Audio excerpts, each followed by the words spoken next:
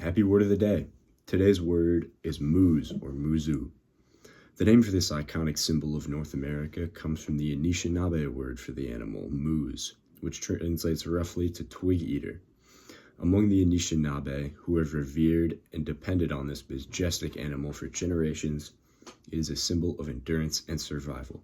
But like any steadfast symbol of the natural world, the moose of America need to be cared for and protected. In 2013, the state of Minnesota closed moose hunting season to non-tribal hunters to protect their declining population. In 2006, nearly 9,000 moose called Minnesota home, but by 2013, they numbered under 3,000.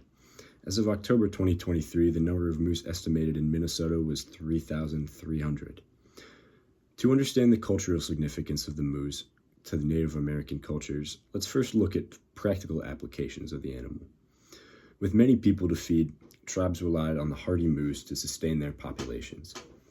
But even though a single moose supplied between 400 and 700 pounds of meat, they were not just used for eating. Moose harvesting exploded in the early 1700s when French explorers first arrived, and due to the bustle of fur trade through the 1780s and 90s, their numbers were decimated. Journalists of the time note the lack of game meat as early as the 1760s, but by the time the fur trade dwindled around the 1820s, the damage was done. The moose were also used in the creation of jewelry and garments. Since before beads became available through the fur trade, decoration came from local items. Porcupine quill work is one example, but in many areas of Northern America, moose and caribou hair embroidery decorated clothing and other items. The style of embroidery employing caribou and moose fur appears wherever moose and caribou are found, from the far north of Alaska to the northeastern woodlands.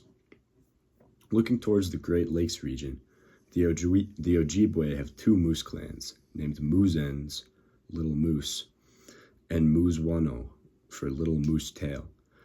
Then there is the Moose clan proper, called Moose, which the Ojibwe share with their Anishinaabe neighbors, the Odawaga. These clans are part of the Mizi-Weganzi, or Hoof Clan group. The Anishinaabe traditionally hunt moose in fall when the herd is at its fattest and strongest. And traditionally, after a kill, a hunter will offer tobacco to the spirit of moose.